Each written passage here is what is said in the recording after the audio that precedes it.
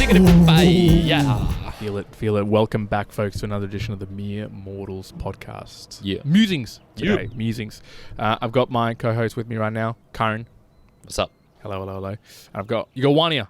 So musings today. We're looking back at the learnings, the ideas, the thoughts, what we can learn from the week that was, or the time that's gone by, that we can share with the Mere Mortalites. Now, today's one for me is a very clear learning in the week that was. And I was meant to stay on solid ground. That's my little Mere Mortal moment. I was meant to stay on solid ground. Why do I say that, folks? Because climbing ropes, I'm not your man for it. I am not your man for it. No, my biggest thing that I've learned was... You're a ground monkey. You're I'm not a ground tree monkey. Yeah, no. Like, I'm not... What are they? The orangutans and those people. I'm like, what's a ground monkey? A gorilla. I'm a gorilla. Yeah, you're a gorilla. I'm a gorilla. You don't see a gorilla swinging around the trees. You don't see them going between branches. No. They're in the ground.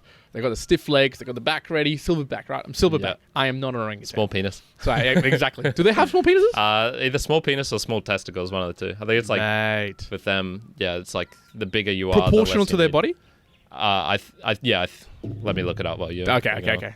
So, basically, rope climbing, right? So, I have had the privilege to see some people doing that over at the gym.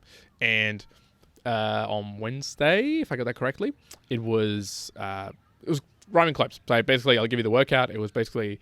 it was 3 rope climbs of 15 feet, or 4.5 meters for us. And it was deadlifts at the same time. So, it's basically as many as you can do that in that rotation for 5 minutes, and then you have a 5-minute break. Have you got our answer of the gorillas? What do a silverback's penis and testicles look like? The things that I look up here. So I think it was saying the erect gorilla penis is only 3 to 6 centimeters long, whereas that of a chimpanzee is 8 to 18 centimeters. Wow. So yeah, only 3 to 6 centimeters. Dudes are huge. Yeah. Holy shit. Yeah. So not big. Dang, Mere Mortalite. You come here. You come here for the information. Yeah, exactly. That's amazing. So, back to the ropes. Yeah. So basically, 15 feet, right? So the workout is like 3 up and down scales of the rope, and then you do deadlifts, right? And you do this 3 times round, and you get a couple of breaks. So by the time that you're finishing up, like you're just wrecked. Yeah, you're wrecked. You're not doing this in a very efficient way. But even on my first rope climb, my first bloody rope climb that I've ever done, I basically jumped up. First big jump, and I was like, okay, if I can jump high in the first go, it'll make it easier for myself. I have no idea what the technique and all this sort of stuff is, but just by watching some people, I'm like, okay, I kind of see what they're doing with their feet, right? And you're basically, there's different methods, but you can basically have to wrap your feet around, lock them together, pull on it, and then pull yourself up with your hands. It should be like you're almost just standing up. Like, you're just not even using your arms. They don't make it look like it's all upper body. No, it's like legitimately, because I got maybe one tug where I like really locked in my feet nicely, just basically stood up with like my hands and then pulled, and it didn't feel like you used your back at all, right? So, but on my very first jump, I like jumped up, and all of a sudden I couldn't even get my feet around the rope because the rope was like flinging around everywhere. So I'm like trying to find the rope while I'm holding onto the bloody thing like off the ground, have to drop, and be like, okay, let's try this again without jumping. Then pull myself up. So the first one, I got it. I'm like, okay, good. Got to the top, touched like the 15 feet like little marker. And then it was all about like, okay, oh shit, yeah, now I've got to go back down. How the hell do you get back down? And look, by viewing what other people were doing, I could see that what you should be doing is slowly like keeping yourself in that like locked leg position and slowly letting go, like opening it up and closing it to kind of like slowly descend you. And you're basically just letting your hands like open up and closing it, opening up and closing it, just let you slow. What did Juan do? Of course, because he's not an orangutan and he's actually a silverback.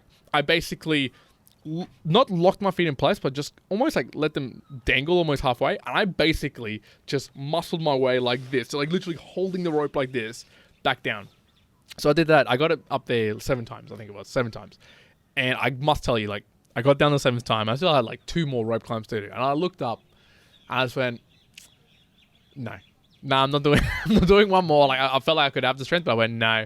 I'm going to fall off this and like break my neck at the next point. Because I'm just like, they're dangerous, my dismount on this was going to be like the killer. I did actually dismount one where I thought I was much closer to the ground, but I was like 2 meters off the ground. I fell like a long way. I was like, oh man, not light flashing before my eyes, but maybe like my breakfast. And I was like, oh dang man, this is not good.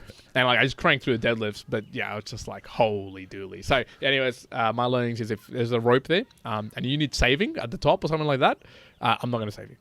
I'm just going to watch you from the bottom. Yeah, no firemen. No. Oh man, yeah. So I don't know if you've ever tried something like that where either it was a rope climb specifically or something where you went like, this is far too dangerous for me to be doing? I went to, so my brother's girlfriend works at a place called GameStop, and there they have a wall which is full of rock climbing type things, but they're not rock climbing. At GameStop? Yeah, so it's weird. It's and they're pretty tall, and basically it's one of those ones where it's you just clip yourself into this belt, and so you've got like a harness.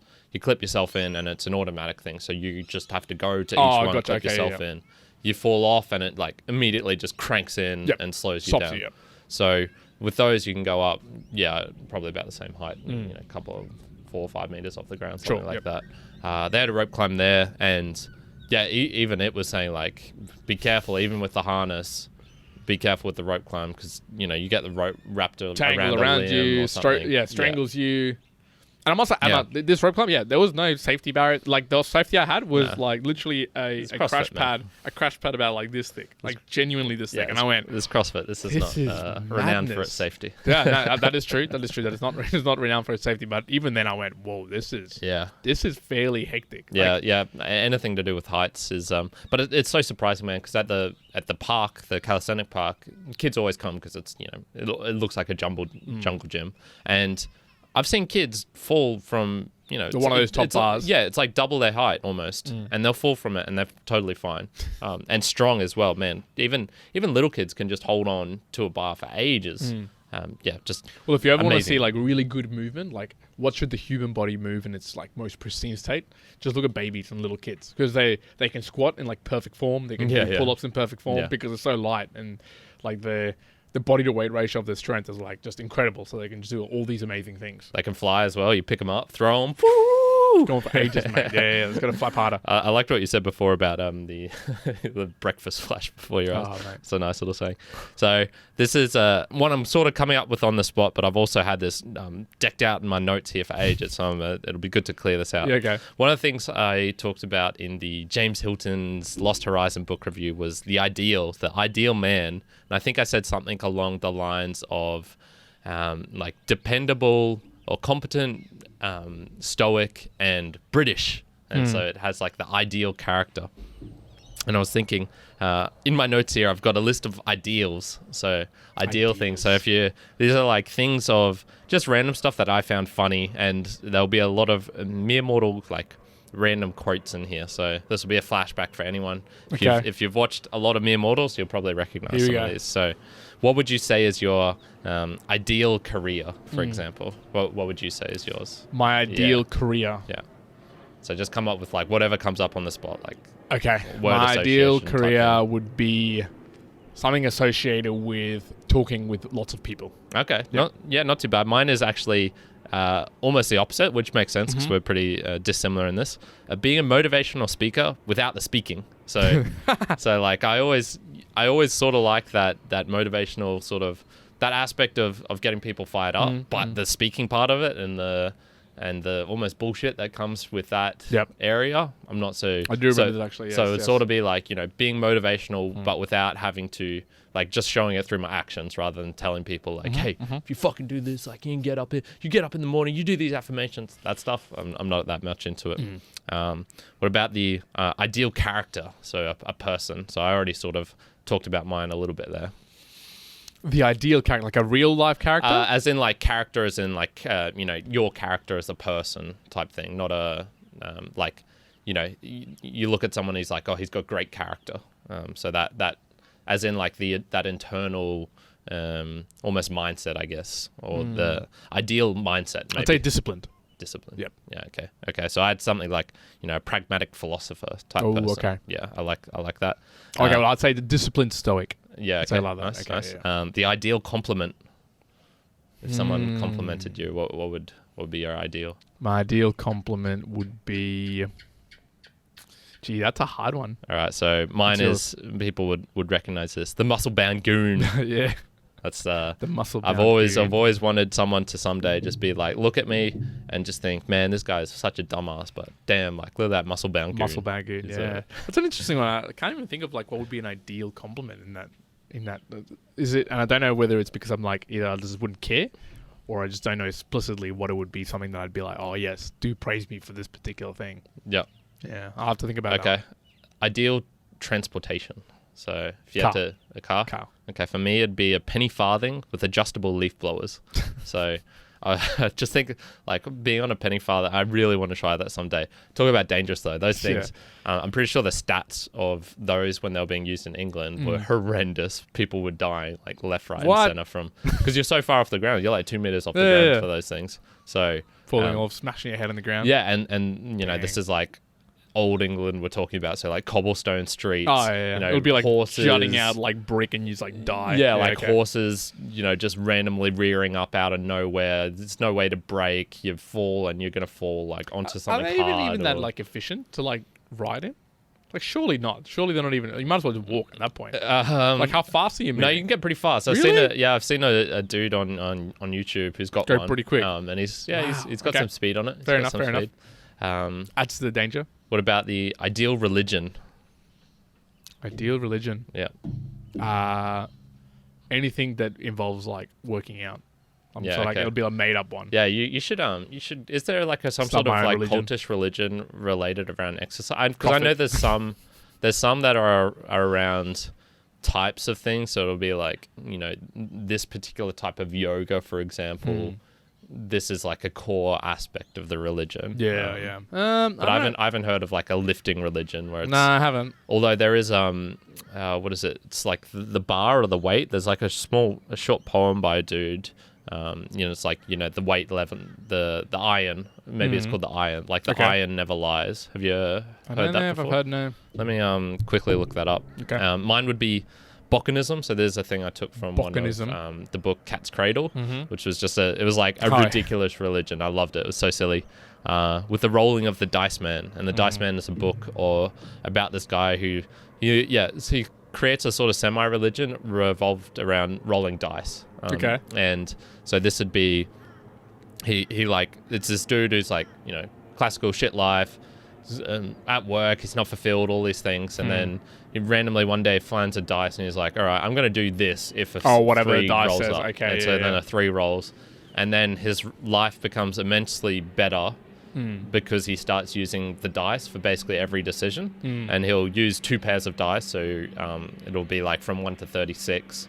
And so if it's like and he'll adjust, so there's still decisions because he'd still adjust weightings. So I'm pretty sure in some cases he's like, I really hate this dude. If I roll a 36, I'm going to go kill him. Yeah, okay. But he'd rolled maybe like, you know, whatever. And so so how many dice would that be? Yeah, like a bunch of dice. Or like a 6 and a 6. Yeah. And so things like that. But yeah, I just like that aspect of like leaving it up to chance. Just fucking do it. Once again, one of my brother's friends has a coin flipping technique of that. Oh, really? Yeah, like I think he was deciding on whether to invest in a crypto of some sort. Just flip the coin. Tails. Or whether he was going to sell. Yeah, just flip the coin. Dang, okay. Let me look up that little poem look, while you go on to your next. Sometimes that idea of letting, you know, chance come along, or you put it to like an external thing, like whether it's a coin toss or the roll of the dice, whatever it may be, like it takes away at least from the mental stress or the mental fatigue of having it yourself. So then you go, okay, well, cool, somebody else is doing it, whatever, I'm just going to go ahead and do this. Yep. So it's an article by Henry Rollins, and my internet is just going really slow at the moment. So here we go. Let me find it. Henry Rollins. Oh, that seems too long. No, there was another one which was way shorter than that. I'm pretty sure it was something along that though. All right, but there was some variation. But it was like, you know, the iron never lies. Like talking about the gym, and it's all about, you know, you're going in there like a deadlift's always going to be the deadlift. Like yes, you know, people can lie to you in your life, and but the iron never lies. That sort of thing. Yeah. No, very good. The other one I was want to talk about was something I stumbled across the other day, which was beware of false knowledge. It can harm more than ignorance. And just got me thinking around a particular couple of things around information, where Joe Rogan just recently I'm still listening to it, had a conversation with, what are the names? What's that evolutionist dude? Dawkins? No, not Dawkins. He has them all the time. I'm going to have to find this so I make sure I got this right. Yeah, with Weinstein. Brett Weinstein and Dr. Pierre Corey. And they were just talking about how it was an emergency podcast that they were about together. Oh, emergency. Emergency. Why? Because Brett usually does a podcast as well with his wife, I believe. And they basically just present information as it is, right? It's called the Dark Horse. The Dark Horse. They present information, you know, you wouldn't, like, they're not trying to be biased amongst everything as much as they can be. And basically, a couple of their videos got taken down off YouTube. And YouTube was put like, oh, it's spam, it's all these things. False news, advertising. News, yeah. And it was because they were basically talking about this, and I can't remember the name of it, but it was a very commonly used like antivirus sort of medicine that you could use, which like there was more and more stacking evidence of the fact that it was, you know, being really good for COVID. Like, you know, you could, I'm not going to say all the things here because it might get us taken down, but it was basically in the sense saying like, oh, well, look, you know, there's something already existing that, look, it can probably help in the COVID case. Like not just help, but like really get rid of it. Wait, you're talking about like it helps in the sense of you stopping getting both, it? Both not getting it and also when you have it, right? So they talk about all this information, but basically it was just talking about how that information, they basically had lots of podcasts and talked about on YouTube. YouTube took it down. They tried again. They got a couple of strikes. So basically Joe Rogan was like, oh, I'll get you on here and let's just talk about it. So I'm only like halfway through. That's pretty interesting. Like I would actually recommend people to go listen to it. But as I was listening to it, I also and I read that, I went, ooh, there's something interesting here because, like, okay, these guys have a particular perspective. I'm not saying they're wrong, but I could just easily see that there could be someone on YouTube that is actually talking absolute shit. Like, absolute shit. Let's just say they go, yeah, look, if you have brie cheese, it'll cure COVID. Definitely, 100%. And they go on YouTube, and YouTube bans them. And so they go, oh, I'm going to go find another platform that I'm going to do it. And they do the exact same thing. Like, hey, YouTube got me banned, but this is the real stuff. Like, you got to listen to me. And someone out there could actually listen to that. And from the false information, you could have way worse outcomes than just being ignorant as to, like, everything that's happened. Like, if you're just ignorant, you'd probably work away way better than probably having learned that and then having to either retract that information when you learn it new, or it could, like, negatively impact you and you'd be like, oh, shit, yes, I've got COVID. I'm going to eat brie cheese as much as I can and I'm going to be safe. So I went... It made me also stop and think about some of the stuff that we talk about, where maybe sometimes, like we will generally talk about our personal experiences and personal things that's happening. So it's not like we're out there telling you like, oh, this is how you get, you get better from COVID, or this is how you get better from undeniable reality of the world. Or nothing like that. So, and I don't think we'll ever do that, right? So that's why we're mere mortals. But it also made me think, okay, there's some times when we might suggest to people like, hey, you want to get jacked? Go work out 3 hours every single day. Right, or something like that. And while that is true for some people in population, I go, okay, what other false information could we be providing? And it's almost like there might be people out there who, if they were just ignorant to what we're saying, they're going to be better off. So it just made me stop and think, okay, making sure that there's not such false information that's coming from us that it's going to negatively affect our mere mortalites. Yeah. I don't know if you've stumbled across. Well, you've had experiences like this with like the books that you've read where Sperm Wars, where you get it. You get an idea, it's not even right, so it's like, well, that's just negative because it's taking me away from time I could be doing other things. You've put information into your brain that's actually not true, so it's like, if you were just ignorant, you would be in a better position. Yeah, I'm not totally 100% sure on that as well, because there are some ways where I can think, that brie cheese one, maybe it is bullshit, but there is something about the placebo effect and how powerful that is compared to everything else. So, if you tell that person they really deeply believe, yes, eating on this brie cheese is going to do me good, it can help. Like it can actually have bloody, real life impact. The problem is, how much does that actually combat that placebo effect compared to, them actually going out somewhere else and getting a antivirus shot or whatever. Yeah. Placebo is not going to save you from like, a chopped off arm, for example. Sure, like, fuck, my arms are good. Like if I put a prosthetic in there, you're like, yeah, you're fine. Yeah, you're good. If I make like a mold out of brie cheese, it'll turn into a real arm someday, and etc. So that won't happen, folks. Yeah, no. There are some thoughts, and I'll probably get onto this the next musings that we do about free speech and and I suppose that whole area, because I don't think we've ever really dived too deep into that. Into free speech. Yeah. I think we talked about it a couple of times, but yeah, not deeply. Not particularly about how. Yeah, not super deep on that. So that was that'll that's be our something next. I'll. That'll be our next meeting. So make sure you tune in for that one. Yeah, for sure. And I don't think there's anything else I particularly have to add. Folks. Yeah, it definitely was the iron. It just the iron, seemed. I didn't remember it. This is one of those things, man. Like memory, I thought it was a real short, like poem type structure, but this is definitely more of a a full treatise almost. And dang, okay. So it is by Henry Rollins, and it's like to quote, "It enables me to concentrate on the lessons that the iron has for me. Learning about what you're made of is always time well spent, and I have found no better teacher. The iron had taught me how to live." Things like that. So, by Henry Rollins, called "Iron and the Soul." Very cool. If you want to find a religion related to lifting, there's probably good starting place. Yeah, this would be like the.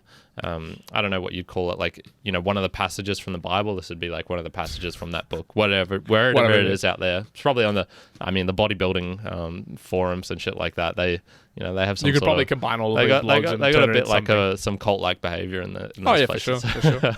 All right, folks. Well, that's everything for musings today. One big thing I want to be shouting out is an individual called Sam, who updated our website, and his team. Oh yeah. Sponplash. So.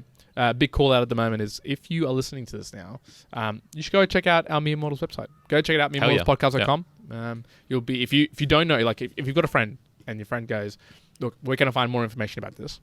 Look, you can direct them to the Instagram, totally fine. You can direct them to YouTube, totally fine. But if you want to have a place where all the links are together, you want to find any particular thing, you want to search them out. Yeah, and it looks nice, and it's got a little bit of like bonus stuff there as well. Some things you won't find anywhere else. So meremortalspodcast.com. That's it. Easy to remember. Yeah. Easy to find. And that has not just this podcast, but it has the book reviews. It has the Spanish reseñas as well. So it's got everything there, and a couple of like little book recommendations. And it's actually got a little contact us. So if you actually want to be direct, like send us an email directly. For some reason, that'd be like a formal way of. Yeah, very formal. Like you can always reach us out to, like, there's so many ways. But if you're funny in your email, really funny, like you want to send an email, you want to be really, really, formal with us, you can do that too. Yeah. So, all right, folks, that's everything. If you've been watching over in the video, make sure you're subscribing, you're liking, you're sharing with us a couple of comments on the video as well. Mm-hmm. If you are listening via audio, obviously you're missing out on a lot portions of videos, but we hope that you're also liking, subscribing, and following us along. That's all from us now at the Mere Mortals. Mere Mortalites, that's it. One out. Karen out.